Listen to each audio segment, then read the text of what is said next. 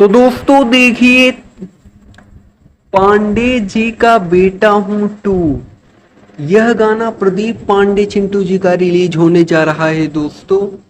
आज 3 घंटा पहले इसका टीजर आता है।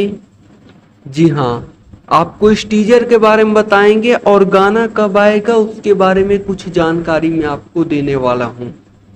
देखिए दोस्तों, आपको बता दें, देसी धुन्स कंपनी के माध्यम से टीजर छोड़ा गया है, जो कि बहुत ही बवाल इस गाने का टीजर बनाया गया है।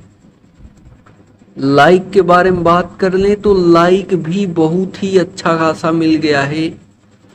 देखिए, 3 घंटा में 35,000 लोगों ने 26 सेकंड का टीजर देख लिया है और बहुत ही बवाल और खतरनाक टीजर है दोस्तों।